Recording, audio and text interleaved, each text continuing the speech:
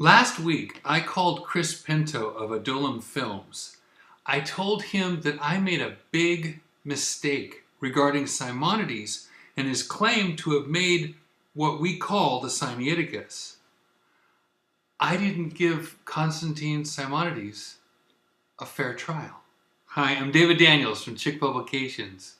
Now, fair isn't a term that appears anywhere in the U.S. Constitution or Bill of Rights. However, the Sixth Amendment gives the person accused of a crime the right to a speedy and public trial by an impartial jury. So, it's supposed to happen quickly and publicly by people who are willing to be swayed only by the evidence. Those accused have to be told the accusation against them, have to be confronted with witnesses against them, have to be able to get witnesses in their favor, and have to have assistance or counsel for their defense. That summed up is what we call a fair trial. And nobody, including me, seems to have done that with Simonides. Even in the United Nations, the Universal Declaration of Human Rights of 1948 states that a person is considered innocent until proven guilty. That's called presumption of innocence. But with Simonides, we made an exception. We presumed his guilt. Why would anyone presume a man's guilt? Because of what Simonides said he did. He said he created the Codex Sinaiticus himself. Why is that so important? Because another famous man, Constantine Tischendorf, said that Sinaiticus was the oldest and best Bible in history, and that was huge. Because as a result, people copied the Sinaiticus and removed thousands of words and changed other words compared to the traditional text of the Bible. They literally rewrote and republished a different Bible. Then they acted as if it was the new and improved version based upon the oldest and best manuscripts. And after that, we got so many Bible versions flooding the world, each differing from the other and taking out, adding to, or changing even more words based on whatever scrap of papyrus they found in a desert cave, cemetery, or monastery. It was a free-for-all after that. The Bible has never been the same. And we have seen the result. Because in the new versions, the verses that now contradict each other make Jesus to be a liar, a sinner, not part of the Godhead, salvation to be based partly on works, not fully on faith in what Jesus did to shed his blood in payment for our sins, and to make people question doctrines on heaven, hell, angels, devils, all sorts of Bible history, including Jesus' physical resurrection and ascension into heaven. And check the surveys for yourself. That's not coming from the people who just trust and read the English Bible based on the traditional text, the King James Bible. That's coming from the people who read the modern versions. This is important. I'm not standing at the beginning of a movement saying this is what could happen. No, I'm standing at the end part of history saying this is what already happened and why it happened. I'm only going to tell you what already happened. Turning to the modern Bibles and reading what they said led to this.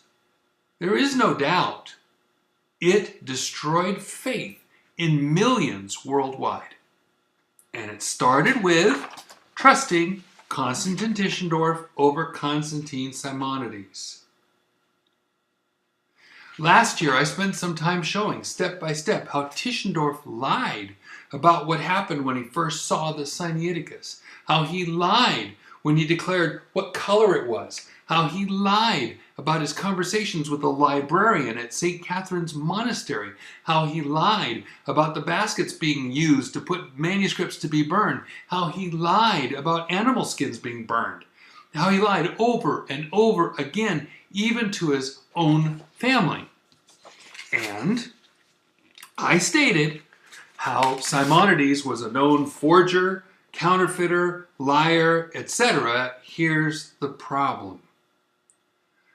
Unlike with Tischendorf, at no time did I point out a single instance of Simonides telling a lie with proof that it was a lie. That's because I didn't catch him in a lie. Not one, but I still presumed him guilty. Do you know why? Because I believe the stories told about Simonides. They were well written. As Chris Pinto knows, I wrote him when his movie Terrorism on the Week came out. I believed what FHA Scrivener wrote against Simonides. Frederick Henry Ambrose Scrivener, after all, said he wrote the definitive Greek text underlining the King James New Testament. Scrivener was a friend of the received text. That meant he was a good guy, right? But he was also a textual critic. He himself doubted a number of verses belonged in the Bible. And in the end, he was chosen by Westcott and Hort to be on the committee that created the English Revised Version of 1881. But his criticism was so well written, in fact, amazingly, it seemed everybody's analysis of Simonides was written to show him to be a liar and a fraud, a forger, and to top it off, an evil genius. It was a very convincing story, except for one thing. It had no evidence. Nobody put forth any evidence. It was one person's testimony against another. Think about this. It's really strange. The more I read Simonides' testimony, the more I read it, the more I noticed that he gave dates, places, names, including people they could check with for themselves. And Simonides told where they could be contacted. But I was too dead set on the fact, however unproven, that Simonides was a liar. I was working night and day, asked my wife, to understand the story and make sense of history. Yet even I didn't allow Simonides a fair trial. Until lately. As I showed you, the statements written by the monk Kallinikos told the truth as far as I could verify. The events Kallinikos, the monk, said he witnessed really happened. He was one of the only ones who talked about changing the color of the remaining parts of the Sinaiticus. After Tischendorf grabbed a number of sheets in 1844, took them to Saxony, and called them the Codex Friderico Augustinus, CFA. Those sheets, as you may remember, were and still are white. The rest of the Sinaiticus is darkened. So Kallinikos was right about events. Then I started reading Simonides' testimony with new eyes. When you don't believe someone's testimony, you can gloss over everything they tell you. Why would you even care about the details? If you don't believe a word of it, then nothing they say can make you change your mind. But when you find out that many things they say happen to line up with provable facts, then suddenly every detail becomes important. So I took a different approach in the last month. I decided to make a timeline and to see if I could fit what Simonides and Kallinikos wrote on that timeline without contradicting historical facts and each other. Let me just summarize what I found. I'll go into more detail on the timeline in the next video in the series. Simonides told the truth about the Isle of Simon, his mom, and his Uncle Benedict. Really great Uncle Benedict, his mom's uncle. So his mom's side of the family from the tiny island north of Rhodes. He also told the truth about the monastery where he was baptized and had intimate knowledge of its names. I was amazed to find out almost every location in Greece seems to have had 2 or 3 different names.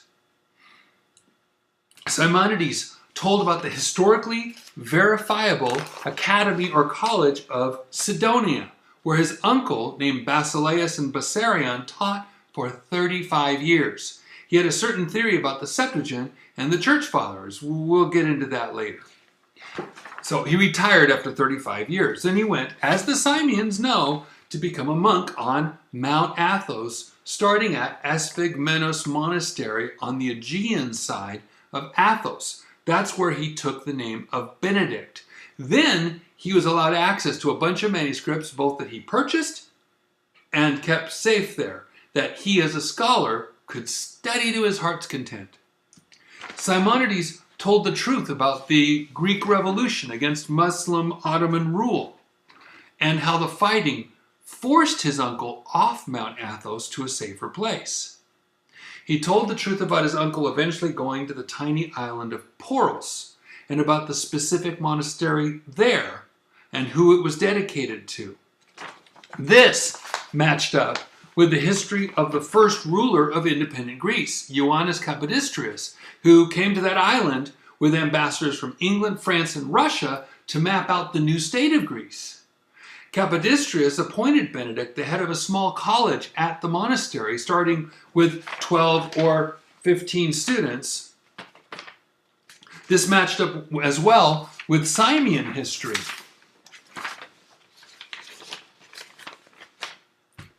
Of Benedict petitioning Kapodistrias to add the Isle of Symi to the islands belonging to Greece, to release them from the Muslim Ottoman rule. This also matched up with the history of the Isle of Poros island and the monastery. Simonides was right. And his biographer, Charles Stewart, was wrong about the date when Simonides was born. There were 2 brothers, Constantine and his 4-year younger brother, Photius. And of course, Simonides' testimony matched up with his birth certificate that he had to carry around with him. That's good enough for starters. I haven't even started into things like the real year his great-uncle Benedict uncovered the hidden manuscripts and why that's important. How and where Simonides learned his skills in writing. Why Benedict wanted a printing press from the Tsar and not from Athens. Who Simonides met at Mount Athos and why it matters. The church leaders Simonides showed the Sinaiticus to. How many times Sinaiticus really left Simonides' hands. What Simonides did when he got the Sinaiticus back. The famous man Simonides got to help him publish his Barnabas book. Where Simonides got his advanced education. Who financially backed Simonides and the influential people they knew when Sinaiticus started to be tampered with. Why it was always the Russians people were trying to get the Sinaiticus to. And more. Again, why is all this important? And why would you even want to learn all this? Because the entire Bible was changed after Tischendorf convinced modern text critics and paleographers that Sinaiticus was one of the oldest and best Bible manuscripts in history. That earthquake shook every modern Bible and emboldened people to continue changing the Bible right up to the New King James in the present day. And just one man, a Greek, stood up and said, Sinaiticus is not ancient, but modern. I created it as a project for my uncle to give to the Tsar of Russia, to get in return a printing press, to print up the many manuscripts found and kept on Mount Athos. That man was Constantine Simonides. After piles of intensive checking of facts, I am forced to make a change. I can no longer presume Simonides to be a liar, guilty until proven innocent. I am now forced, by the evidence, to treat him as I should have in the first place, innocent until proven guilty. And I never could have gotten to this point if I hadn't have made that timeline. That's enough introduction for now. Until next time, God bless you and have a wonderful day.